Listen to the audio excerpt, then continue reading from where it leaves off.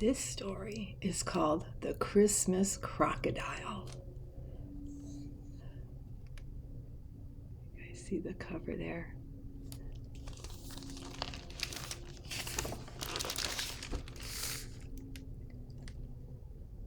I see it's late at night, and I see two gentlemen carrying a crocodile to a truck.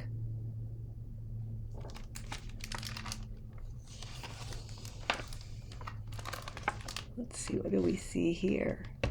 I see two gentlemen carrying a crocodile up the back steps while family is on the porch in the front yard. The Christmas Crocodile. The Christmas Crocodile by Bonnie Baker and illustrated by David Small.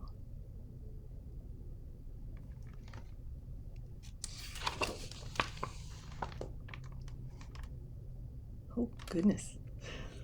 The Christmas Crocodile didn't mean to be bad. Not really. Alice Jane found him on Christmas Eve under the tree. He wore a red bow around his neck. It was lovely, except he ate it.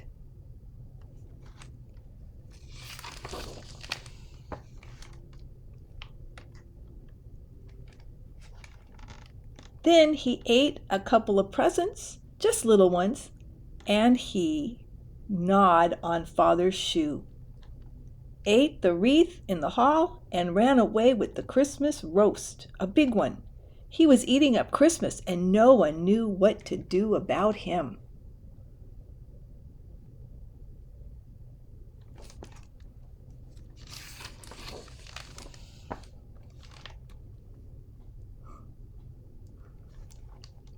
Send the beast to Africa, huffed Uncle Theodore, who had once hunted wild game there. He must be put in an orphanage, fretted Aunt Figgy, who worried a lot, especially about orphans.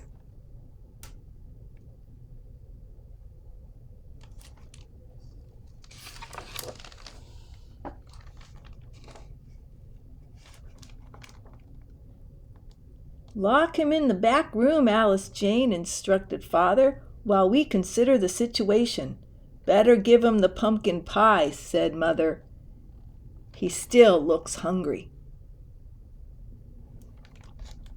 Alice Jane crossed her arms and tapped her toe while the Christmas Crocodile slunk into the back room. She closed and locked the door with a firm click.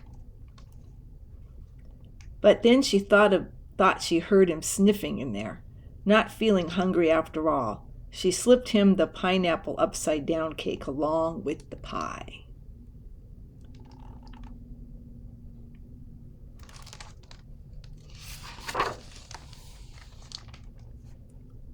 Now let's see.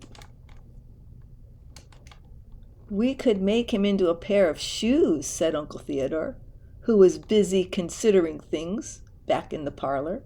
Or a pet for some orphan, said Aunt Figgy. I wonder whose presents he ate, said Cousin Elwood, who had finally finished eating all the fudge the crocodile had missed and could now speak. He's nice, said Alice Jane. Maybe we could keep him. Unheard of, protested Aunt Figgy. But it's Christmas, said Alice Jane. Irrelevant, harumphed Uncle Theodore. He's just a little hungry, that's all, said Alice Jane. Perhaps the zoo would take him, said Father worriedly. He needs a real home, cried Alice Jane. Well, think about it, dear, said Mother, and she sent them all to bed.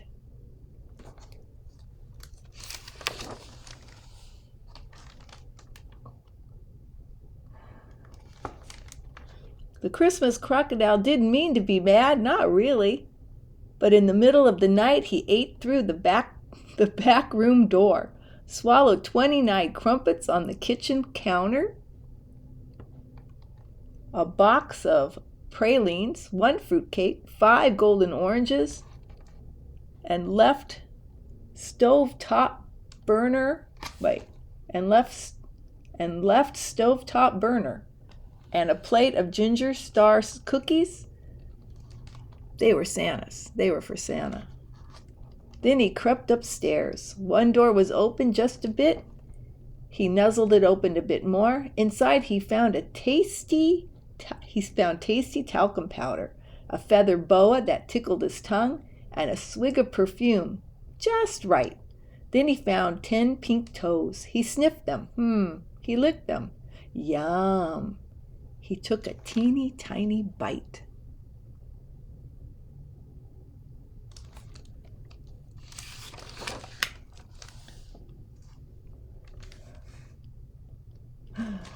Aunt Figgy screamed, shivered cobwebs in the attic.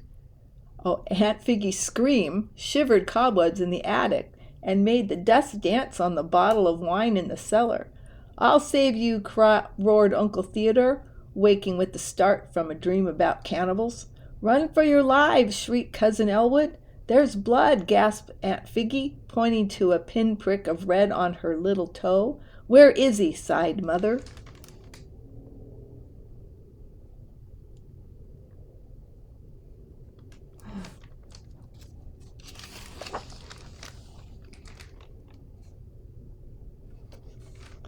The Christmas Crocodile didn't mean to be bad. Not really. They found him hiding under Alice Jane's bed. He tried to wag his tail in a friendly fashion, but it was too cramped. Into the cellar with them, commanded Father. The Christmas Crocodile scooted sadly down the stairs to the basement.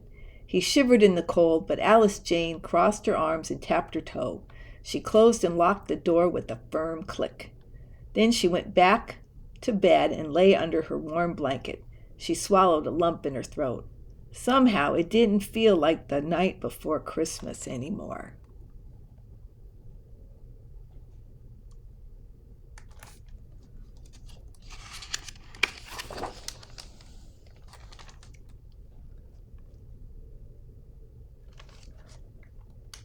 She slipped out of bed, her blanket held close, and crept quietly down the stairs to the basement. She wrapped the crocodile snugly, tucked her blanket under his chin. She found an old candy cane covered with lint in her bathrobe pocket. She broke it in two. One for me and one for you, she whispered. The Christmas Crocodile gulped happily, and he closed his eyes.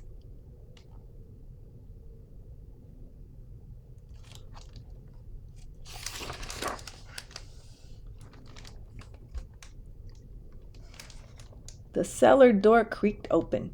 You know, he could be an orphan, hissed Auntie Fig, slipping inside. She tucked her hot water bottle under the crocodile's toes. A crocodile saved my life once, announced Uncle Theodore, coming in behind Aunt Figgy. Decent chap, really.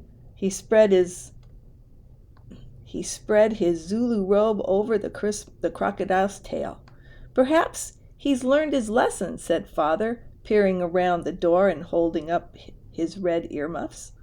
Is it time to open the presents yet? Yawned Cousin Elwood. Stumbling in, he patted the crocodile on the snout and fell asleep. Mother came last. She spread a fluffy comforter across them all. We couldn't leave him alone, she said, not on Christmas Eve. Everyone nodded. The Christmas Crocodile let out a contented snore. Full at last, observed Father. Everyone sighed. And then they all settled down to wait and watch.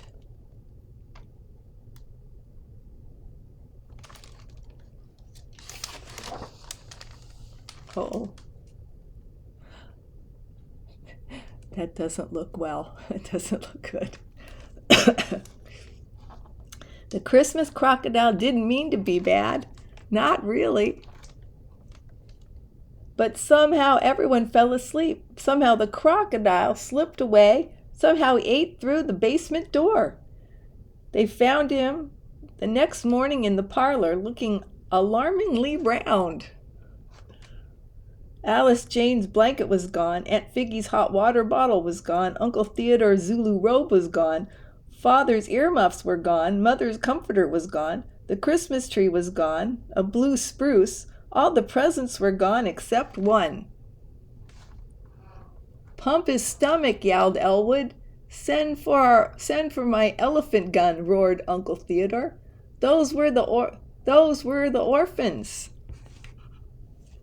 shrieked Aunt Figgy about the missing presents.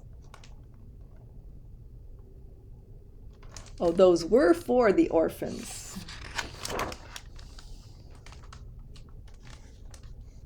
What's that? Asked Alice Jane, pointing at the one small present remaining. He didn't want it. If he didn't want it, it must be bad, Cousin Elwood announced. Quite so, agreed Uncle Theodore. Aunt Figgy nodded.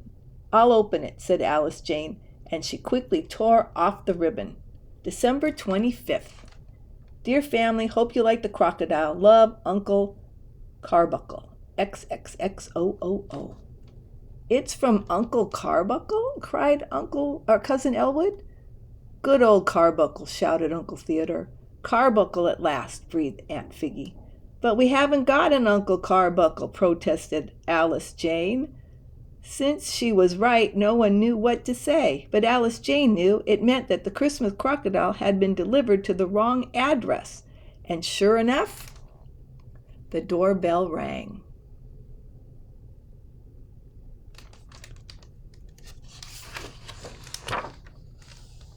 Oh, it's those same guys and that same truck. At the door were two delivery men. Take him away, Father said firmly. The two men hoisted up the crocodile and staggered down the snowy steps to a waiting van. Goodbye, said Alice Jane sadly. The Christmas crocodile sniffed. One great crocodile tear ran down his snout. But then he saw the sign on the delivery van.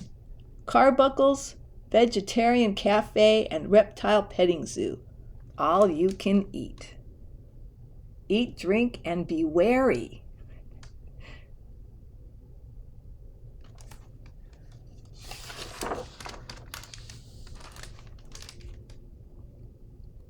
There he goes. I'll come visit you soon, promised Alice Jane as they loaded him into the van.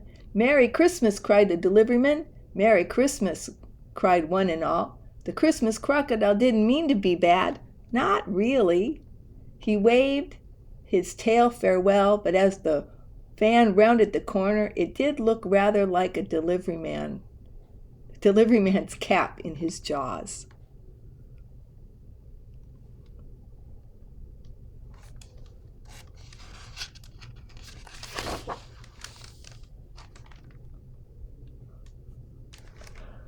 Well, sighed Mother, peace at last. Yes, agreed everyone, except Alice Faye, who didn't say a word.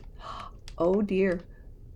Inside the present, it looks like there was maybe an alligator egg, and it hatched.